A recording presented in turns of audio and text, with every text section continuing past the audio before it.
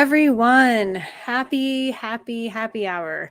I'm doing this stream on time today. I'm not recording it, like not talking to myself and not being live. So that's a good start. I hope everyone's doing well. Yeah, I think I'm going to continue to this Tuesday stream. I will probably be changing it to being like a 2-hour thing. And I think I'm going to do an hour by myself and then bring a guest on for an hour. So if anyone is interested, please let me know. I know I said that last time, but now I actually have like a plan. So hope everyone's doing great. Let's see here. We have a few people in the chat just to get things going. Hey, Tracy, hope you're doing good. Watched Are You There, God? It's Me, Margaret today, and I adored it. Have you seen it? No, I have not. I plan on seeing it at some point, absolutely, but I've heard nothing but really good things. I know Rachel McAdams, I believe, directed it, so I'm curious to see how she turns out as a director. I've always liked her a lot, so. We got Drew. What's going on, Drew? Thanks for showing up. What's going on, Tracy? Hope all is well. Yes, all is well. I started the stream actually and started the broadcast at the right time, so that works. Hello, Emmett. Nice to see you. Thanks for stopping by as always. What's the holdup? I apologize. There was no holdup. I think I was just a minute late, potentially, maybe 2 minutes. But yeah, I've been doing a lot of filming today and pre-recording with a couple of friends of mine, Bone Bridger and John Automates. So yes, Tyler, I will add you to the list. I think that'll be really fun. I always have a great time streaming with you. Had a great time on your Beau is Afraid. My Beau is Afraid live stream that you were on. That was fantastic. Thank you. My boyfriend is working currently, but I think he'll probably be watching at some point. He'll tune in. Hey, Luke, what's going on? I already said hi to Luke, but I'm just going through these. Good news, shared the stream on channel. Oh, thank you. That's so kind of you. What up, Huck? How's it going? Yeah, I had the best time on Huck's channel recently. He has these trivia nights, and like one of my goals in life was to be invited to one of those, and I finally was, and I had the best time, and it's really cool. So everyone should definitely subscribe to Huck's channel if you can, because his stuff is fantastic. So I kind of want to definitely join with you. Like, yeah, absolutely. Yeah, we'll schedule something. So I did see Into the Spider-Verse, and I don't know if I should discuss it with spoilers or not. I'm going to be recording my review of that later, which will be a spoiler review. You can say in the chats if you'd like me to not discuss it with spoilers, because I don't know if everyone's seen it yet, but all I'll say right now, it's fantastic. The box office blew up with that movie, so that was really exciting to see. I think, I don't know, I'm thinking it was at least $30-40 million more than they predicted at the theater. So that's pretty fantastic. I'm a huge Across the Spider-Verse, Into the Spider-Verse, Miles Morales fan. So if you're looking to see it, you're gonna love it. Do you like horror or a little bit? Yeah, I like horror. I'm just not like an expert on horror. That's for sure. Oh, nice. Yeah, I loved that movie. I thought it was exactly what fans wanted out of a Super Mario Brothers movie. Also, this is the the happy hour stream. So if you guys are drinking anything or you're starting, I know it's a little early, but it's kind of like when happy hour starts. So I am drinking the same thing that I did last time, which is a Victory Sour Monkey. I like sours in the summer, so that's probably going to be a common thread. I should probably change up what sour I'm drinking, though, for these, because I feel like it's fun to try new ones. But yeah, the box office was killer with the Super Mario Brothers and Across the Spider-Verse. And you can see like animation has just been like killing it right now. Oh, there is my boyfriend. Congrats on your second stream. Thank you very much. Let's see here. Who knows, Emmett? Who knows? Good news to share with everyone. I'm making a Lego DC short film in preparation for The Flash. Oh my gosh, that is so cool. I would say people would probably love that even more if they saw Across the Spider-Verse, because of the thing I don't know if I should talk about, because I really want to talk about it so bad with spoilers, but I'm trying to be respectful of people in the chat. So, you're amazing. Loved your energy. And oh, thank you so much, Huck. No spoilers. Okay. No, I will not. I'm not going to, I'll at least not start off talking about spoilers for that movie. You're going to have so much fun, Huck. Oh my God, you're going to love it so much. I can't even describe to you how fun the experience it is. And also the writing and directing is just outstanding. You're going to be blown away. And it's so nice to see a film that's just filled with such artistically talented, creative people that are really just putting their heart and souls into something, because they really did. And it really, really showed. Hello, Lance. Hey, everyone. Just at home on summer vacation, about to play Pac-Man World 2 and finished watching Fat Albert starring Kenan Thompson. I've seen the movie 100 times. That is a trip. Yeah, I feel like I remember some of that film. I don't remember the last time I saw it, though. I feel like, yeah, I think you mentioned that movie before in another stream I had at one point, because I think it was you were just going off about how much you love that movie. And I was like, okay, cool. Everyone has a movie they love like that, so if Fat Albert is yours, then, I love Kenan Thompson. I'm a huge SNL person, huge fan. And I'm so sad right now. We haven't gotten any SNL because of the writer's strike. So I don't think it's going to return till the fall, because I think the writer's strike is going to continue into the summer, deep into the summer. So yeah.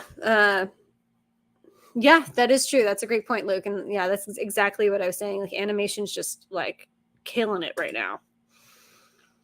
And Scream 5. Well, you have a busy night. So I've seen quite a few of those, but I haven't seen them in a long time, and I wouldn't say I've seen a lot of them. Maybe the first, the super old ones, the original ones. Yeah, everyone here just go see Spider-Verse. Just go see it. You're gonna it's just so fun. Talk about it. It's been long enough. I don't know what he's referring to. I need to keep track of what people are saying, and because it's been long enough. Is that let me see. I'm trying to look through the past things and maybe what I said.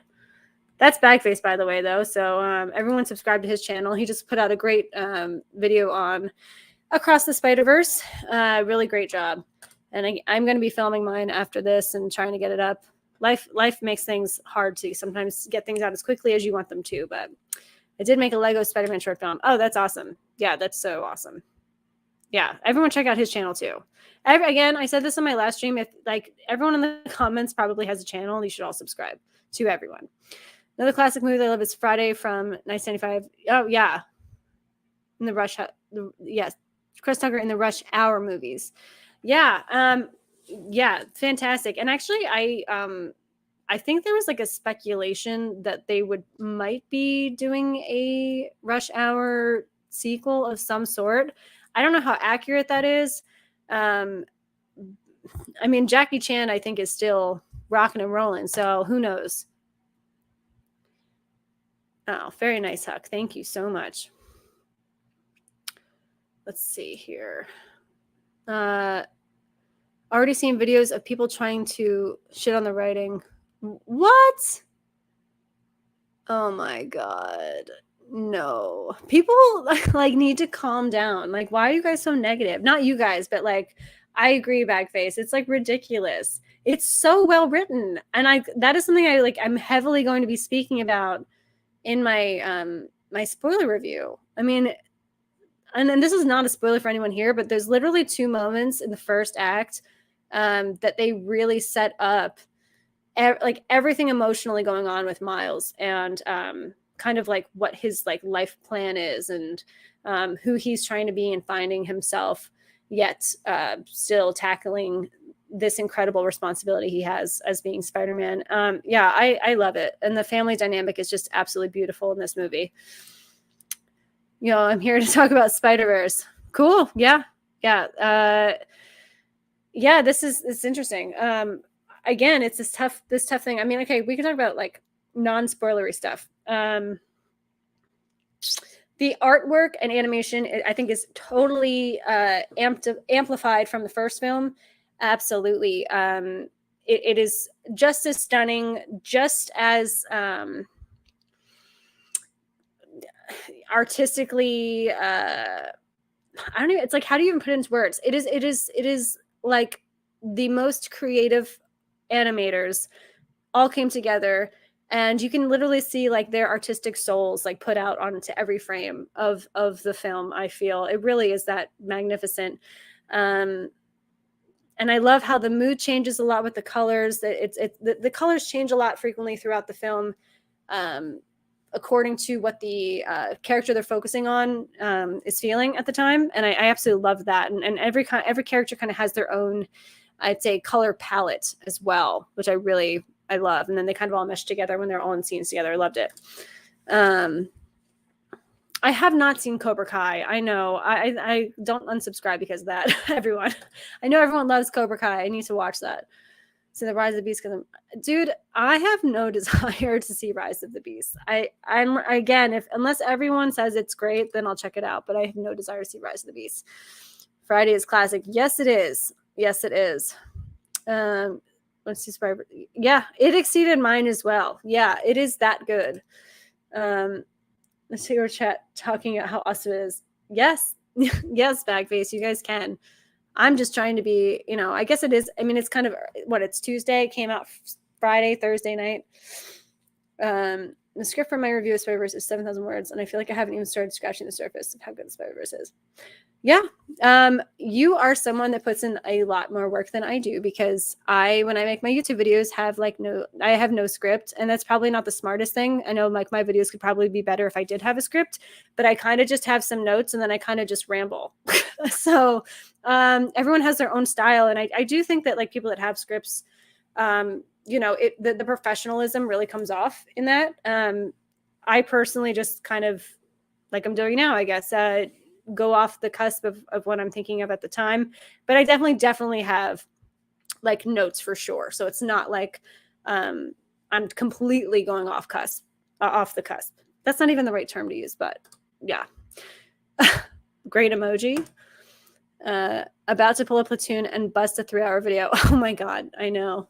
That's you should actually, both of you could do 3-hour videos on Spider-Verse, and I would watch them. Who's your favorite Spider-Man actor? So I'm assuming this is not doing any animated versions. I would say I like Tom Holland a lot, but I kind of feel like Tobey Maguire is still my favorite rendition as far as the actor goes. But I didn't have a problem with Tom Holland. I think the fact that no one knew who Tom Holland was really helped. I think also if they're going to cast a Miles Morales in the live action, I just had a conversation about this with Bone Bridger and John Automates, because we just recorded something. I really think you have to cast an unknown 100% for Miles Morales. And I think they need to really take their time, because there's such a unique, special quality, charisma, kindness that comes along with Miles Morales that you really need to nail in the person you're having portray him. So I really think they should take their time with that movie. And I will say too, I think, and this is like borderline spoilery, but it's really not.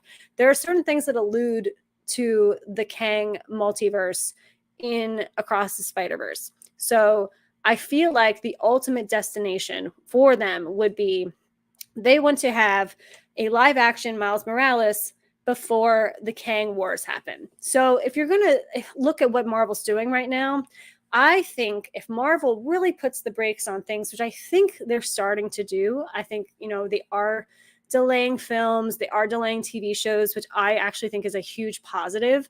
That means they actually are like, wait a second, something's not working. So like, maybe let's like take a few steps back and, let's put a lot more thought and care into these future films, because people are not liking what they're seeing. So if you're going to do that, then you're going to take a lot more time to actually get to the Kang Wars and the Kang Dynasty and all of that. And I if I'm butchering those names, just you understand what I'm saying. So I really think the ultimate goal for them to include Miles is to eventually have him in that battle, just because of the multiverse that's been shown within Across the Spider-Verse.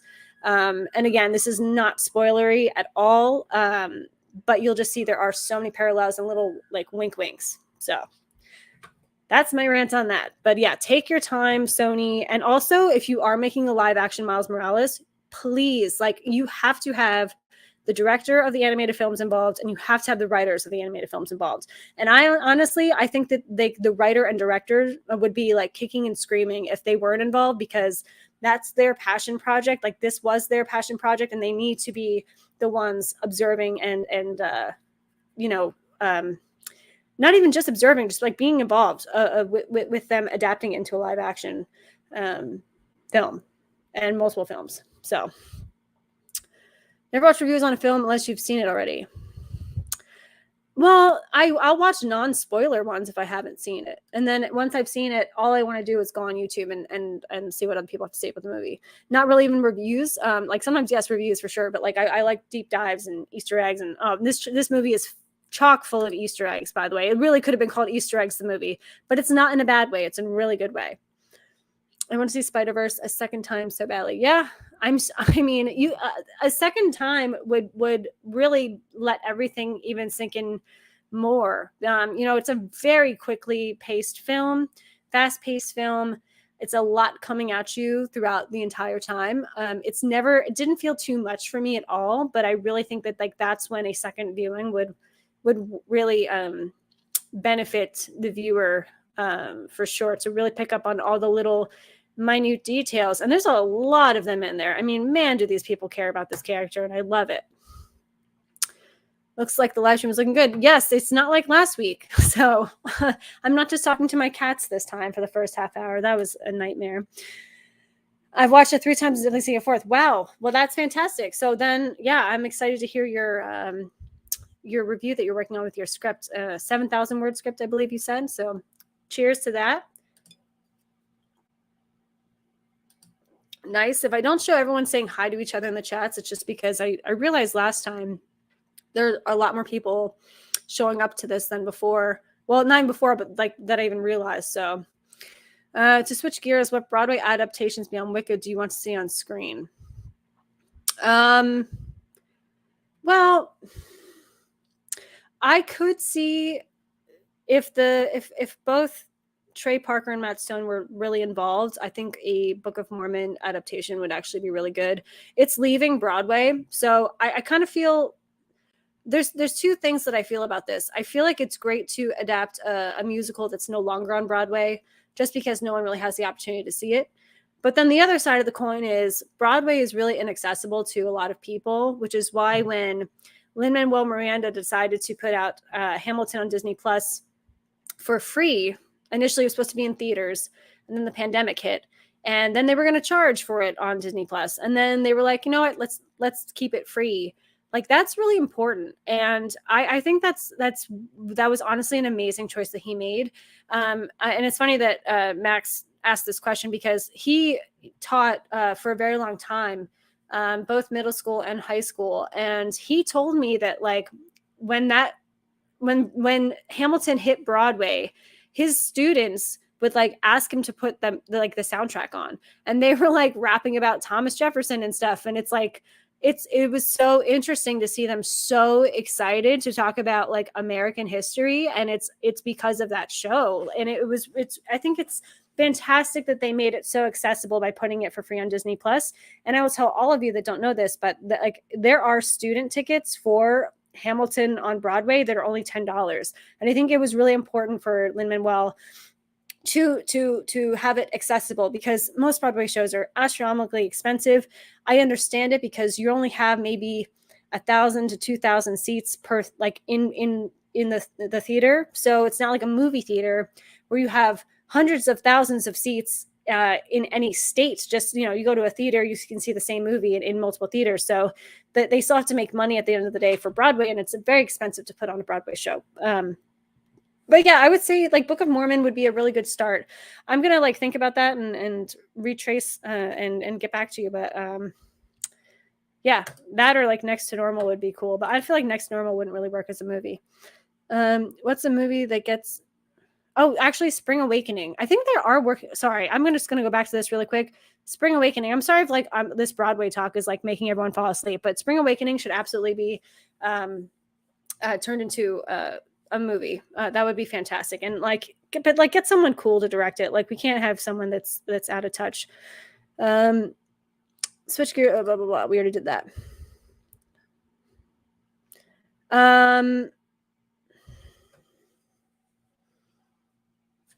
That is a tough one because there's a lot. And I tend to like, I feel like sometimes people that haven't ever tried to make anything or write anything, they come off as being overly critical because they don't really understand how difficult it is to make something. And so sometimes I will see like some positivities in a film that people hate. Um, so I don't know. I could say that about a lot of movies, Drew. Really, I could. I'm a pretty positive person to begin with. I'm not saying like I agree with like being like watching garbage at all. Like I don't feel that way. But I do think that people that haven't actually tried to make something before or haven't made something before, their voices are the most vocal online, and it kind of it tends to bother me sometimes. Yeah, I understand. And that's why I love that I have friends that are into movies because like you guys can tell me how it is and like maybe I'll see it, but I'll probably pass and just wait for The Flash, which I'm seeing on the 16th. I can't wait.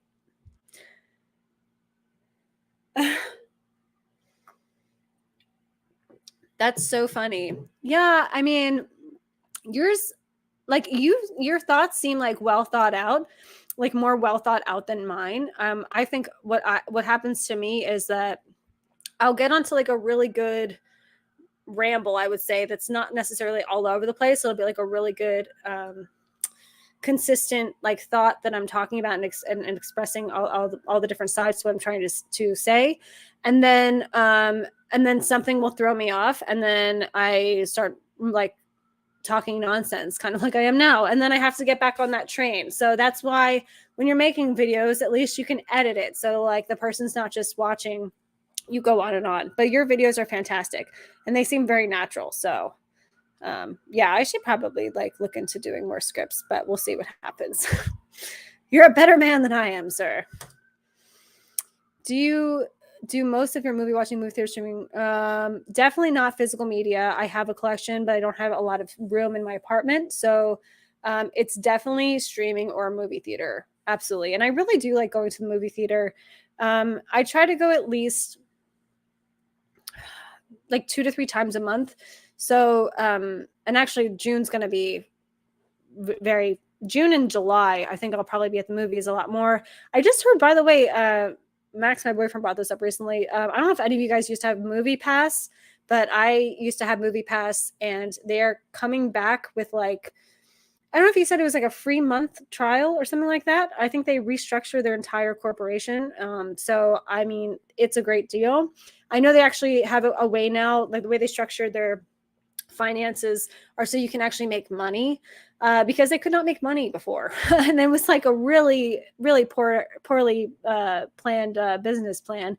But now they have it so that like you can understand how they'll make money and it'll still be a much better deal to go to the movies for the consumer. So I might like look into that because I really love going to the movies. Garfield is king. His scripts just sucks. I don't know who that is. Oh, Andrew Garfield is that? No, it's not about Andrew Garfield. His scripts. Oh, you're saying Andrew Garfield was like a great Spider-Man. His scripts just sucked. Yeah, I mean, I didn't hate him at all. Honestly, I understand why they cast him. Absolutely. And I really like Andrew Garfield for sure. And I did like the first Andrew Garfield Spider-Man. I can see why the second one had a lot of problems.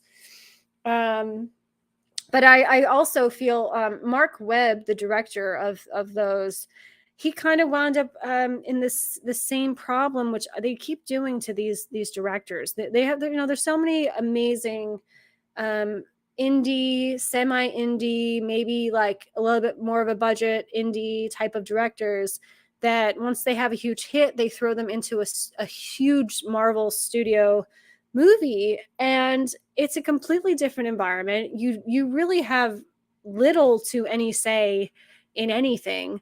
And I think that like a lot of times it's kind of a shock to the system for these directors. And like I totally get why you would want to say yes to these projects, because you made 500 Days of Summer, which was brilliant. And then they're like, oh, do you want to do the next Spider-Man trilogy? And you're like, of course, yes. But I think it's just it's a very different type of filmmaking, and I think people don't necessarily realize that. And I think people blame the directors too much when they are put in that position. I feel the same way with Taika Waititi, to be honest. I think Taika Waititi is an incredible writer. I think he is an incredible director. I think the catastrophe that happened with Thor, Love and Thunder was really him being so frustrated with working with a huge studio. And I'm not saying that that's right. I feel like he did kind of take a little bit of a temper tantrum on that, but I do think that like that was just not his cup of tea in any way. And I think he kind of just gave up. And I feel like he probably was like, well, am I even directing this? Because I feel like that's totally what pissed him off, because you could tell he's pissed off about that movie. And that's why the movie is horrible. But yeah, it's the same thing with Chloe Zhao, who did Nomadland. Right after that, they're like, how about do Eternals? And it's like, okay, sure. But like, are these directors even they're not, they're just not used to that style. And it is a very different type of mentality when it comes to filmmaking. So with like literally like you can direct it, but you have like 100 other people telling you what you can do, what you can't do, cut this, put this in, and you can kind of feel like you have no say in it at that point. And it really is about working together with the studios, and you have to really come to some sort of, like a simpatico type of relationship. And there is a way to do that and make that work well, but I think it's the communication. It has to be completely different than it would be on a regular film set. I have a 3-way tie: Cocaine Bear, Babylon, and Belly. I think this is a conversation they're having, because yes, no, Miles need to say live action. I understand that, but it's gonna happen. Like, we can't just be, it's gonna happen. I mean, if you didn't see Donald Glover in, not only this movie, but in what was it? It wasn't No Way Home. It's the one before that. It's not Homecoming. I confuse, by the way, the Tom Holland titles for all the Spider-Mans, because they're just kind of like who cares types of titles. So I kind of mess them up all the time. But everyone knows that Donald Glover shows up as Miles's uncle, the Prowler, in I think it was the third film or the second film with Tom Holland. Anyway, they've been thinking about this for a very long time. So I as much as I understand where people are coming from, it's happening, and we have to just be optimistic that the director and writers of Across the Spider-Verse and Into the Spider-Verse are really helming the ship moving forward. Luke Ponto, those are great choices. Let's see here. Peter Parker's Spider-Man Miles would join the Unwanted. So, okay, I think I see what you're referencing. I think I don't necessarily know what the Unwanted are, but I will say this, because I learned about this earlier, because I'm not a big gamer, but again, my buddy John Automates, great channel, check him out. He was saying that in the video game, Miles and Peter actually work together. So, and they do it really well, and you can play either character in the video game. And I think that like that's kind of how they would need to handle that moving forward, because like a lot of people, like, they want to say like Miles Morales is my favorite Spider-Man and the only Spider-Man, and then some people say Peter Parker is my Spider-Man, the only Spider-Man, and it's like they can coexist together and they can work really well together if needed. Like, and it's not saying they have to be in every movie together, I'm not saying that at all, but like they can work hand in hand together for sure. So yeah, I don't know enough information to comment on what the Unwanted are. So I apologize for being uneducated on that. Oh, Laren. Hey, Laren. I did not mean to pass by you. Hello. How are you doing? Thank you so much for joining. People get us as a lot. Slipcovers or steel books. I even though I don't collect a lot, I actually prefer steel books because I think they're just so cool. I love anything like metal, metallic, little, punk rock. I loved Spider Punk in this. So yeah, I like steel books, I think, better. Rock and roll,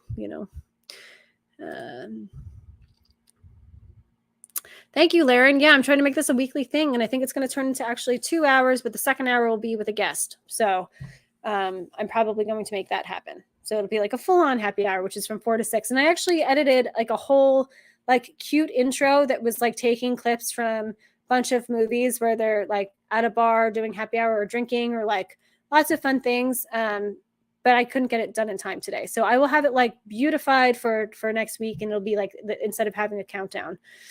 Because it's fun. There's like a lot of fun scenes of in film specifically, but what characters drink in films says a lot about them. It's very interesting. So if you really look at like specific characters, what they choose to drink, it says everything. But so that's why it's great to have like a little montage of that. I think it's fun. What's an older film that you've seen that you think you would not hold up after so many years? I mean, there's quite a few. There's quite a few films that I love that I feel like don't hold up. I'm going to star this, Luke, now that I've learned how to star things, because I didn't do that before. And then I would tell people like, oh, I'll get back to that question later. And then I wouldn't. I'm going to think about that, but I did start. So now I will remember. A lot of people saying hi to each other. Oh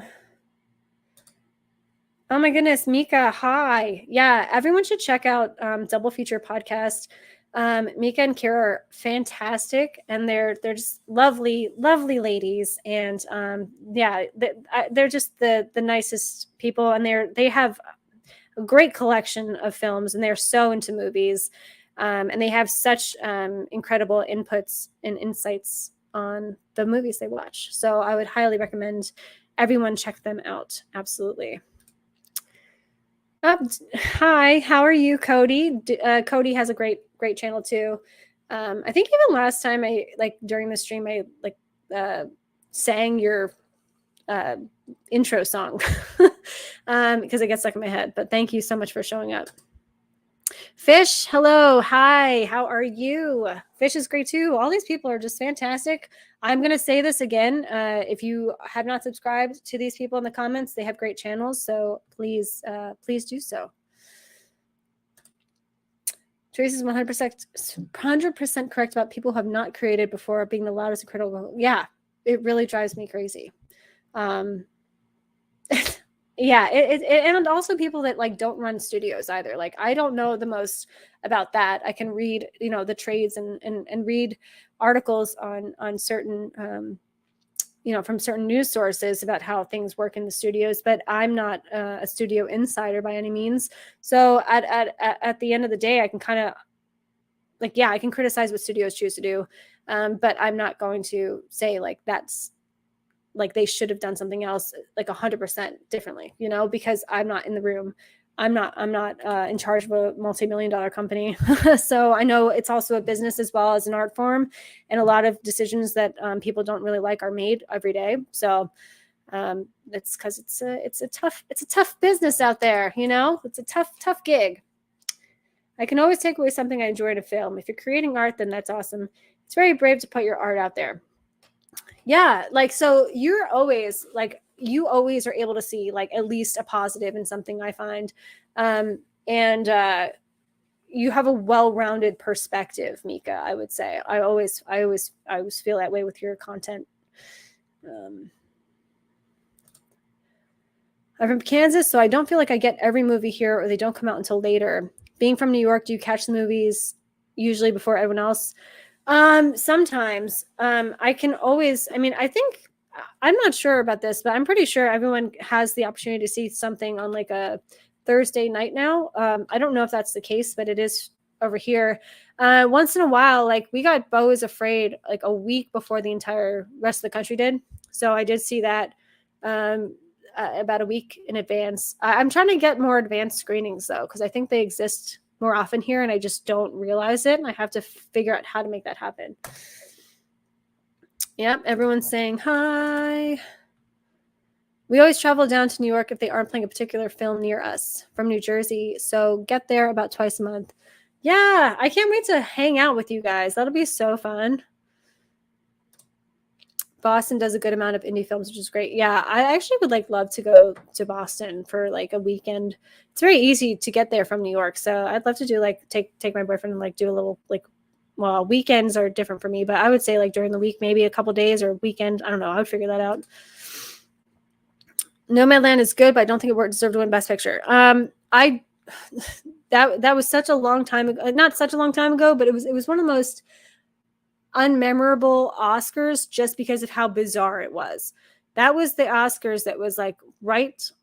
It was the first one they did once the pandemic had begun, and it was in 2, I guess, different locations, and that was one of the weirdest ones I've ever seen. I mean, I could go on and on and on about that one, and why it was weird, and changing the last award to Best Actor because they thought it was going to go to Chadwick Boseman because he passed away, and then it didn't go to Chadwick Boseman and went to Anthony Hopkins, and then you have Joaquin Phoenix being super awkward and being like, okay, well, that's it, good night. It was so weird. I don't know why they did that at all. And I will say, I love Chadwick Boseman. Absolutely love him. If you guys haven't seen The Father, you guys should really check that out because that's the one movie of that year I didn't want to see, but I forced myself to watch it because of the Oscars, and I wound up being like, oh my God, this movie's so amazing, and Anthony Hopkins is phenomenal in it. It's a really creative and interesting way of showing someone dealing with dementia and Alzheimer's, and not in a straightforward or linear way. It's very, very well done film.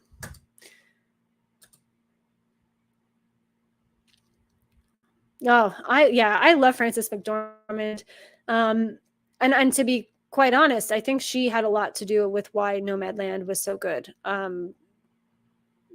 She really kind of took control over the extras that were non-actors. They took a lot of people that were just indigenous to the regions, and lived in those trailer park types of, mobile home areas, and kind of really got them on board with what the direction was, because she's such an amazing actress. So she kind of was able to talk to non-actors and what kind of guide them on the entire experience.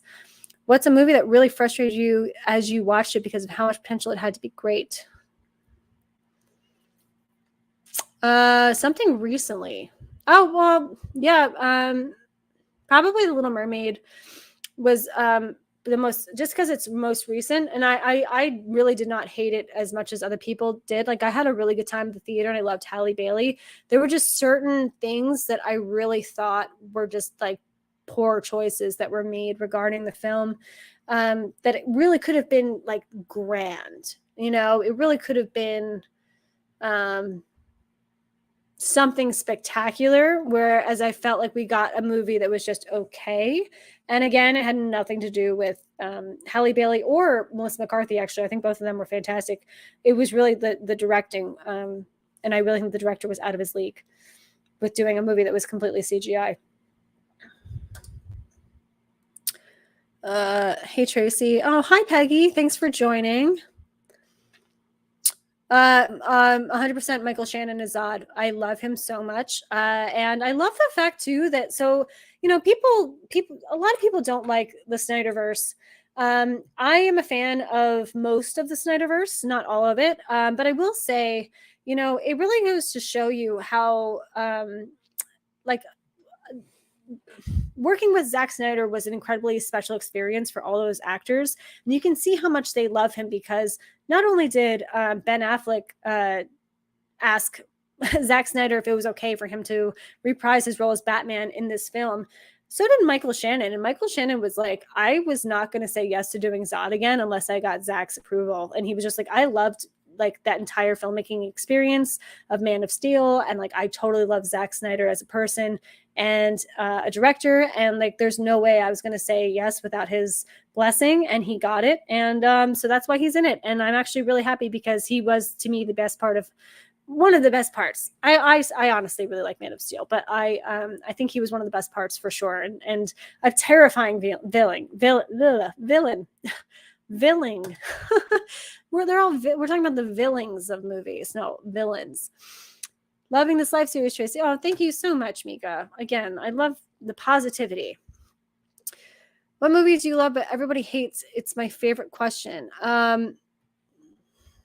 I mean, I just talked about one. I mean, the Rotten Tomatoes score is actually much higher than I thought it would be for Man of Steel, because I looked this up recently because I really had this feeling that like a lot of people didn't like it, because I do talk to people that love that movie too, just like me, but then I see a lot of people on YouTube do not like that film, but I really like Man of Steel. I was a big Smallville fan, and I felt like there was such a like companion relationship with Man of Steel and Smallville. It kind of went that route as far as it is a serious matter of being an alien in a planet you don't know, and like, yeah, you're raised and adopted by loving parents, but you have all these weird powers and you feel like an outsider.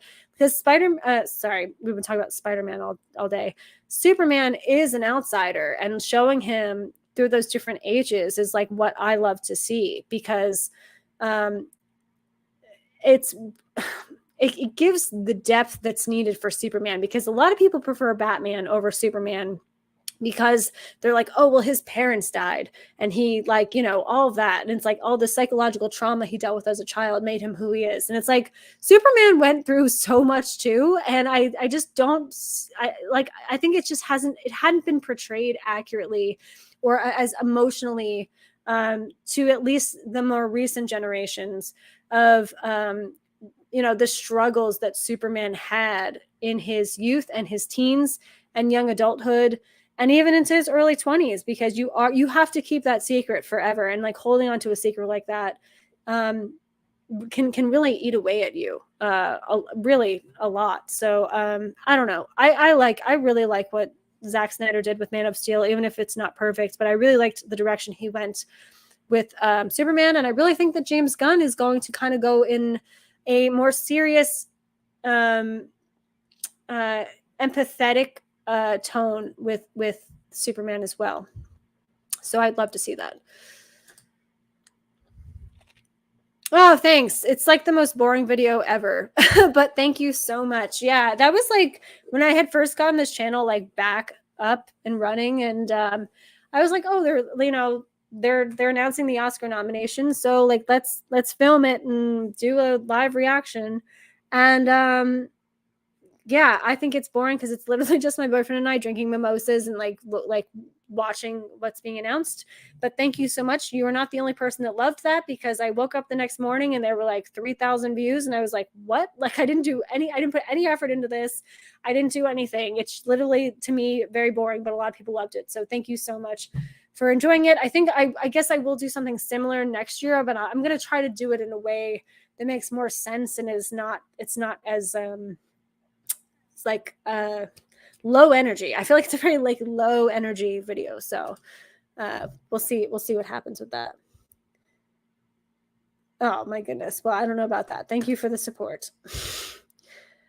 Well, Elemental is coming out the same weekend as The Flash. So I in a perfect world, I am seeing The Flash on the 16th. So like that Thursday, or is it the 15th? Whatever this Thursday is, next Thursday, I mean. And then Sunday, I would see Elemental before work. So we will see if that happens. I do really want to see Elemental. I love Pixar, even though I did not watch the past 2 films of theirs, but don't tell anyone. Yes, we have to meet up next time. Yes, absolutely. 30 minutes from Boston. Absolutely. I will absolutely let you know. Yes, that's the one we were talking about when Nomadland won. Yeah, it was a mess of a show. Hey, what's Johnny watching? Thank you so much for joining.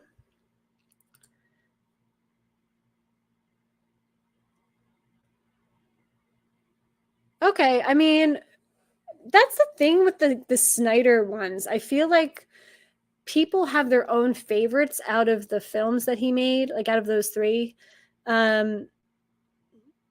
I think mine is still Man of Steel. I had a lot of issues with Batman versus Superman, but my boyfriend loves the director's cut of Batman versus Superman, and I think the Batman versus Superman um, director's cut is astronomically better. I think he was really held back by the studios, and I really think that the studios rushing the whole Batman versus Superman concept really threw everyone for a loop, because there was supposed to be like a Man of Steel too. Like that was what was going to happen. And then like the studio was like, well, let's just make a lot of money and throw Batman into it. And so it's like Batman versus Superman, which is kind of a stupid concept to begin with, because if you think about it, Superman would win any day, which is, either way, it's a great logo, I guess. That logo they came up with the S and the bat, like I loved that. But you know, yeah, it was kind of like, okay, let's make this work then, I guess. Even though it's not what I planned on doing with Henry Cavill and Superman. Smallville was really good. Yeah, there's, I mean, obviously as a CW show, they make what, like 24 episodes a season. So you have to like take some of the episodes for a grain of salt, because some are filler episodes. But even with that in mind, like it was a really good show. And they dealt with all of the Superman villains. Most, I think, yeah, I don't really know if they missed any. I mean, you even got like the toy maker was ridiculous, and it's not a good episode, but like it's a hilarious character. So I think that's one of my favorite villains of Superman, is the toy maker. A lot of people, I don't know, like Dead Silence. I thought it was good. I honestly don't know what that is, so I apologize for not knowing what that is.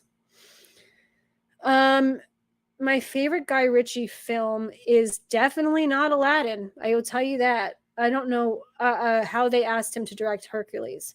I don't understand it. I do like Guy Ritchie, but I feel like that was a miss. You know, Luke, you keep giving me ones that I want to like star and then get back to them. So I'll star them and I'll get back to them at the end, I promise. Because I have to think about what my favorite Guy Ritchie film would be. I'm an Oscar nerd, so I love Oscar content. Well, you came to the right channel, because I love talking about Oscars.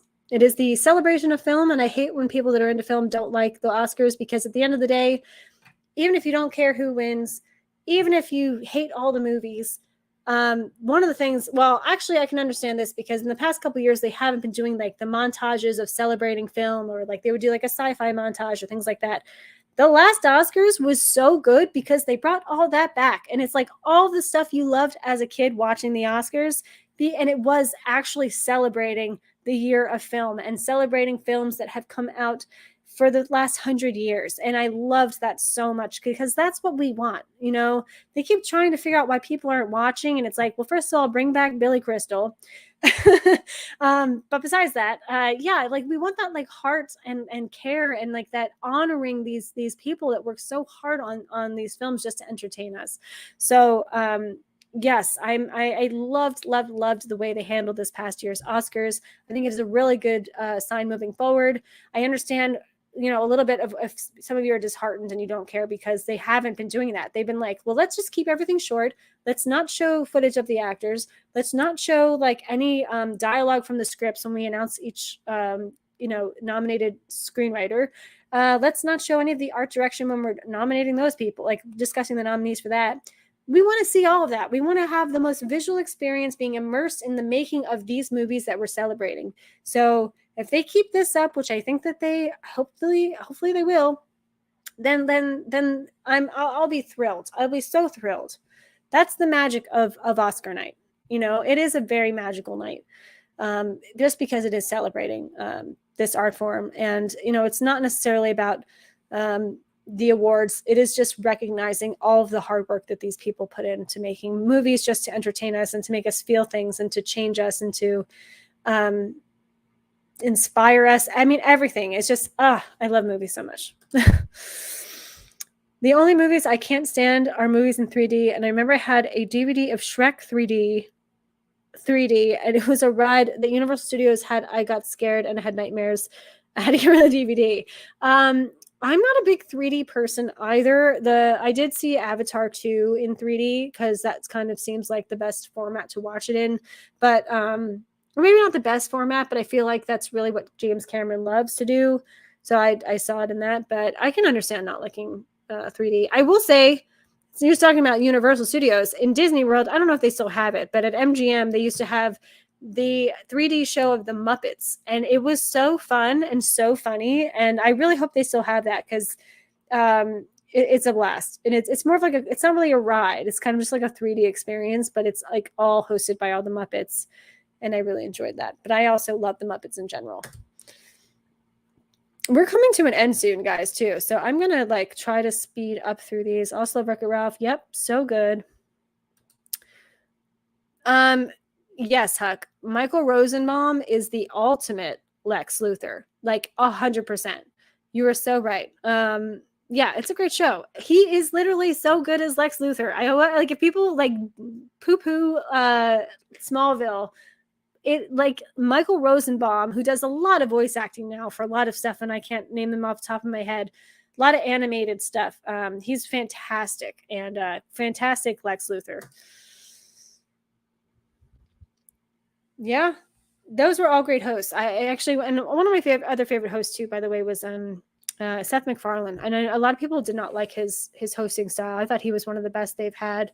I think he really understood the award show from every angle of people that don't like them and people that do like them, and he can find and poke fun at certain things. And I thought I think he's a creative genius to begin with.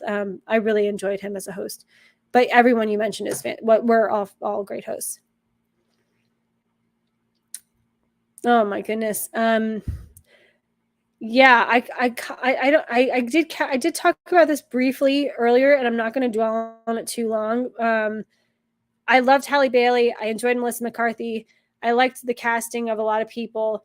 The director, to me, just was not the one to do this film, and missed the mark on quite a few things. So I hope that summed it up for you.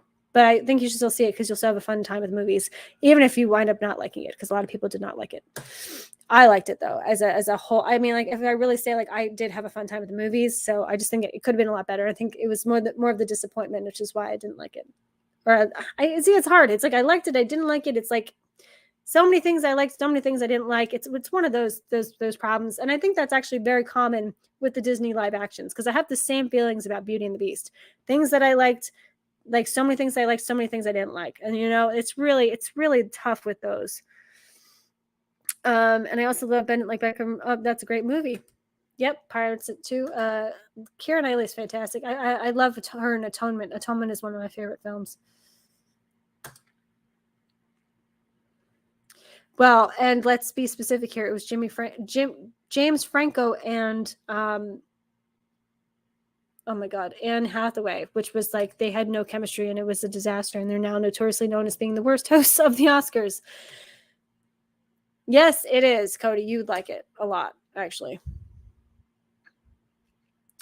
Yes, and I will never forget too when Whoopi Goldberg hosted, and she came out in like all of the outfits like that were nominated for best costume design. So like I think it was what was that movie? Smallville. No, not Smallville. Sorry, it sounds just like that though. I know we were just talking about Smallville, but it's so close. Pleasantville. She came out in this like 1950s outfit, and like the whole like everything like that, and then she came out as also like Queen Elizabeth, and she every costume design that was nominated from these movies, she came out wearing. I thought that was just so fun. And she has great comedic timing, so she really nailed it. Yeah. Love Billy Crystal and Steve Martin absolutely as well. You need to go to an Oscar party, Holland. That's your problem. Like, have your own, make it an event, and then you'll enjoy it. I thought it was fine. I mean, if Kevin Spacey gives a bad performance, it means there's more going on, because I think he's a fantastic actor, and it's really even though he's canceled, I'm talking about his work prior to him being canceled. So, as Lex Luthor, like I think I can understand why he was cast. I will say that, and he makes a good villain in films, I would say.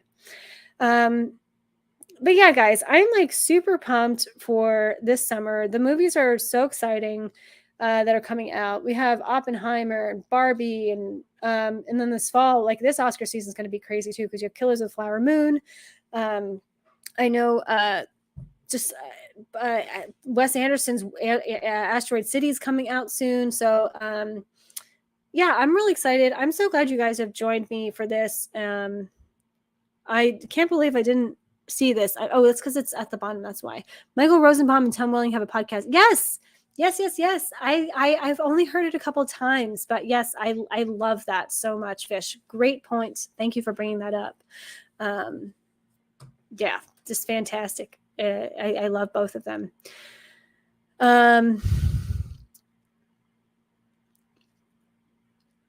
Okay, so actually I realized I have 2 minutes left, so I'm going to stay on for 2 minutes, just answer these because I started them because they were Luke's questions. That one is probably going to be Disney's Pocahontas. And it's not that, like, if you took everything out of context, like let's say it's like not trying to be historically accurate. I get that it's a beautiful film. I totally get that.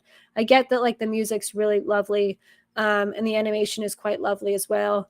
I just think in hindsight, it's such a problematic film that like that's one they're definitely not going to do a remake of.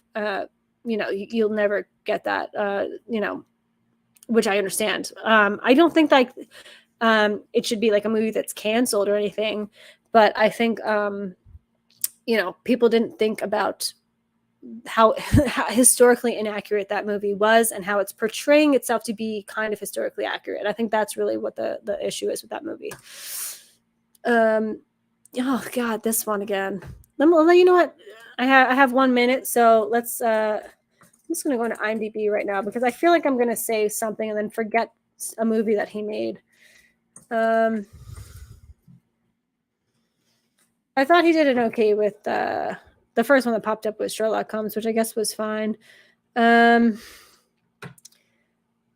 I mean, Snatch was, the one that really got him, I feel like, the most recognition in the early stages of his career.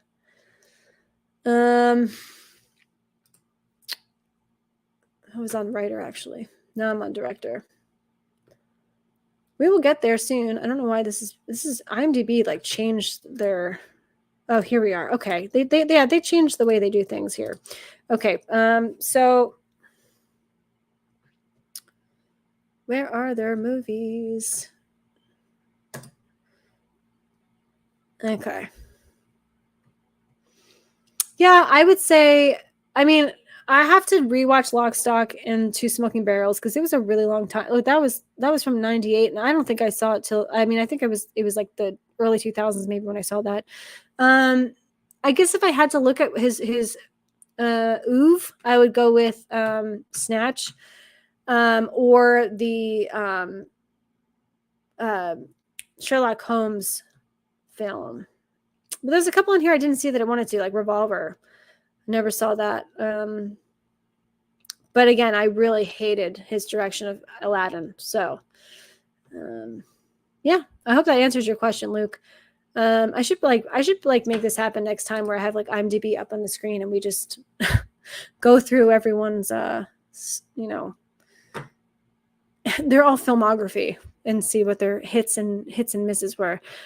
Well, everyone, thank you so much for joining. And I will be having a guest next week. So it will be like the first hour will be me, and then I will be bringing them on for the second hour. So probably like 4:15 to 5:15, and then 5:15 to 6:15 will be with a guest. So I hope all of you have a great time this evening. And I'll see you guys next week. Thanks so much. And my review for Across the Spider-Verse should be out very soon. I'm going to be filming it this evening, so I hope to get that out within the next 2 days. But I highly recommend it. So it gets 2 thumbs up. So hope you all have a great night, and thanks for stopping by.